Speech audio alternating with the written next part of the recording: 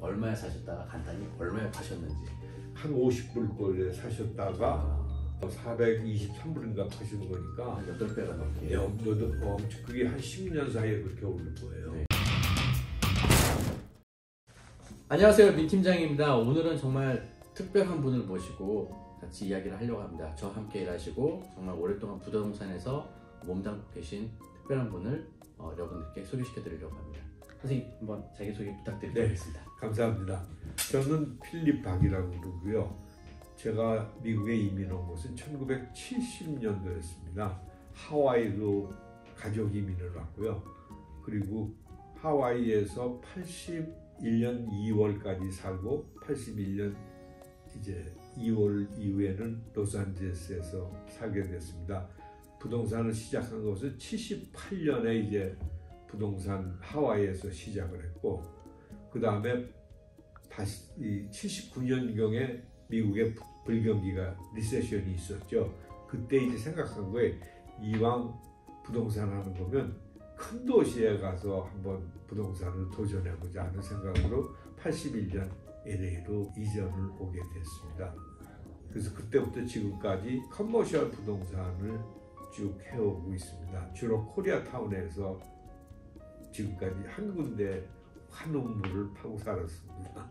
그래서 이제 그 부동산에서 굉장히 좀 많이 성공을 하시고 또 상업용 부동산 그리고 여러 가지 부동산을 많이 하시면서 이 부동산에서 상업용 부동산에서 가장 중요하시다고 생각하시는 거가 어떤 게 있는지 말씀 부탁드리도록 하겠습니다. 예. 왜 부동산을 투자하셔야 할까 하는 생각을 해봤습니다. 그리고 그 부동산을 투자하셔야 될 15가지 이유가 있다는 것을 이제 말씀드리고 싶었습니다. 근데 그 중에서 오늘 전체를 다 말씀드리기는 좀 시간이 꽤 소요가 되니까 5가지만 말씀을 드리려고 합니다. 첫 번째는 가치를 보존하실 수가 있습니다. 그 예를 들어서 한국에서 부모님들이 돌아가시거나 그러면 생각지 않은 큰 돈이 상속을 받아가지고 미국으로 오시는 경우들이 많으시더라고요. 그러면 예를 들어서 50만 불, 100만 불을 가지고 오시는 경우가 있는데 그 돈을 가장 확실하게 보존할 수 있는 방법이 부동산이라고 저는 믿습니다. 그렇지 않을 경우에는 그 50만 불 잠깐 동안에 없어집니다. 가족들 중에서 누가 사정을 다 알게 되면 아이가 대학을 가는데 뭐 4만 불만 빌려다오고 뭐 이래가지고서 그게 풀어지기 시작을 하면 그 가치를 지킬 길이 없습니다. 그러나 부동산은 그 돈을 다운을 하고 정말 땅에 묻는 심정으로 투자를 하시게 되면 그 현금성이 그렇게 여기 좋지는 않지 않습니까? 부동산이. 그렇기 때문에 누가 팔자 소리는 못하거든요. 그래서 현금을 지킬 수 있는 가장 확실한 방법이다 하는 것이 첫 번째이고요. 두 번째는 그 부동산이 자연적으로 가치가 상승을 하죠. 그러니까 인구가 늘어나지 않습니까? 이 캘리포니아 특히 로스앤젤레스 같은 데는 라티노 이민 숫자가 엄청나지 않습니까? 그래서 그 라티노 인구들이 늘어난다는 건 미국의 힘이기도 하지만 사실 여기 사는 분들에게는 그게 돈이란 뜻도 됩니다. 돈을 만드는 그 원천이 된다.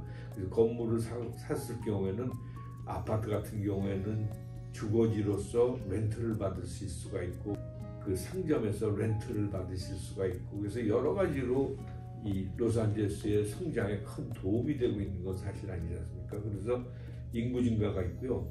그 다음에 사업들이 늘어나지 않습니까? 지금 여기 로스앤젤레스 70년대에 와 보니까 지금 저쪽 제퍼슨이나 이런 데하고 거의 똑같아요. 사람도 안 다니고 차도 안 다니고 죽은 동네였었어요. 그러나 한국 이민들이 들어와서 올림픽 마켓이 들어오고 올림픽 마켓 옆에 비디오 가게가 들어오기 시작하고 그 다음에 뭐 다른 식당이 들어오기 시작하고 그러면서 이 올림픽가가 성장하고 발전되어서 그 사업하는 스팟들이 생기게 되지 않습니까? 그래서 그 부동산 값이 지금 최고로 파신 분이 아시마켓 건물 같은 경우에 스퀘어피트당 423불에 팔렸습니다.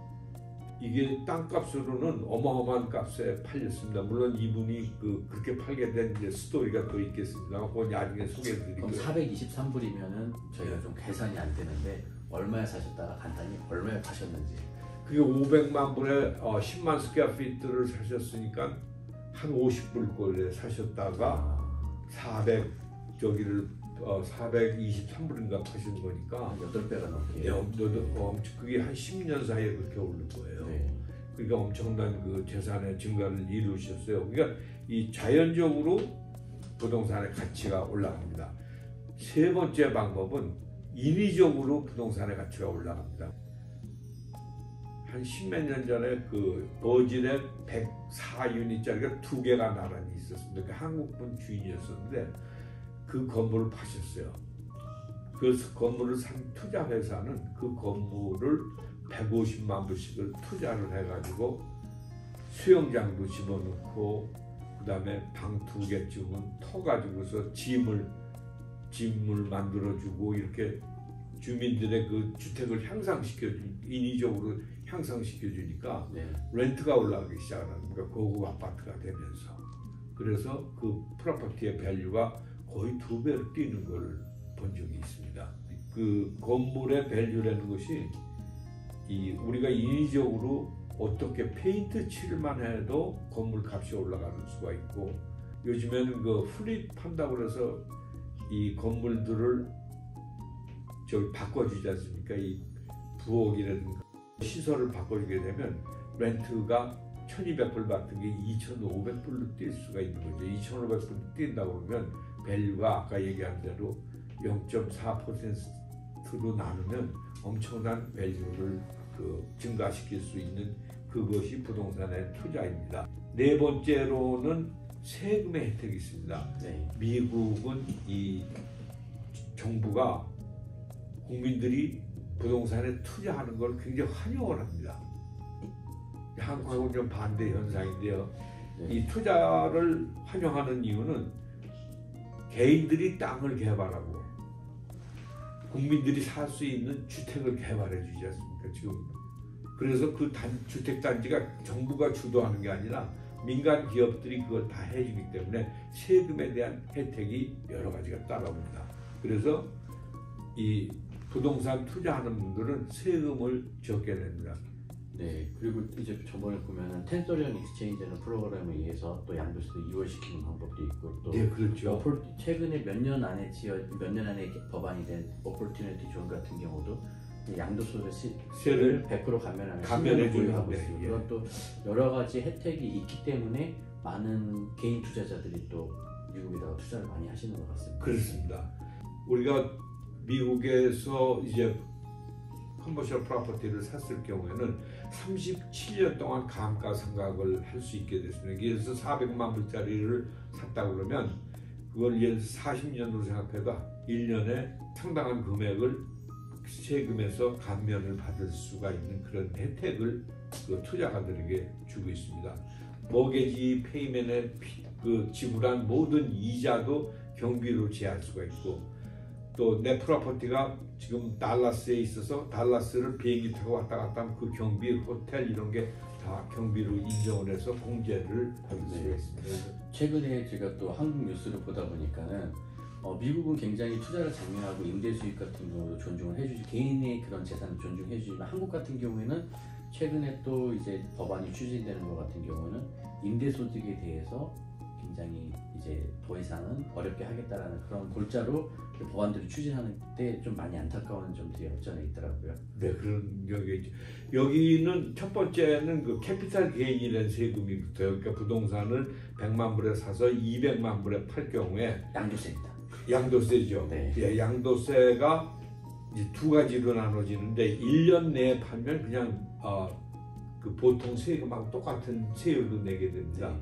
그러나 1년 이상이 지나면 롱텀 캐피탈이라고 해서 지금 20%만 내면 돼요. 단기 보유를 하느냐, 장기 보유를 하느냐에 따라서 세율이 달라지게 되죠. 네. 두 번째 장점은 그 우리가 인컴 수입이 매달 이제 받고 이렇게 1년에 인컴 텍스를 하면서 파일을 하게 되면 거의 그 인컴 소득에 대한 거는 세금이 없습니다. 왜냐하면 모게지 페이먼에 대한 이자도 공제를 하게 되고, 네. 그다음에 감가상각도 하게 되고, 유틸리티에 대한 비용 같은 게 공제를 받을 수 있기 때문에 실제 인컴에서 나오는 그 수익에 대해서는 그렇게 큰 세금이 없습니다. 거의 안 내는 경우가 더 많죠. 렌트비에서 익스펜스를 빼고 나면 그게 거의 다 세금을 또 안 내고 순수익이 된다는 게 한다는 말씀이시죠? 그렇게 되는 게 맞는 말씀입니다. 그래서 그런 장점이 있고요. 그 다음에 5번째 장점은 워런 버핏이 이런 말을 했습니다. 만약 잠을 잘 동안에 돈 버는 방법을 찾지 못하면 당신은 죽을 때까지 돈을 위해 일을 해야 합니다. 이렇게 말을 했습니다. 이게 무슨 뜻이냐면 내가 자는 순간에도 그 돈이 돈을 벌어주는 역할을 비즈니스를 찾아야 된다는 뜻이겠죠. 예를 들어서 증권에 투자하면 네. 우리가 자는 동안에도 그 증권 값이 올라가게 되면 증권이 이제 그 돈을 벌어주는 그렇죠. 거고 네. 그 다음에 우리 집 뒤뜰에 석유 굴착기가 있다고 해서 그 밤 24시간 동안 움직이면 네. 그 돈을 벌어주는 비즈니스가 되는 거죠. 그래서 그런 비즈니스, 그 다음에 부동산이 그렇지 않습니까? 우리는 자도 테나드도 자고 다 자지만 그 동안에 렌트는 계속 내야 되지 않습니까? 그렇죠. 그래서 자는 동안에도 돈을 벌어줄 수 있는 게 부동산이다.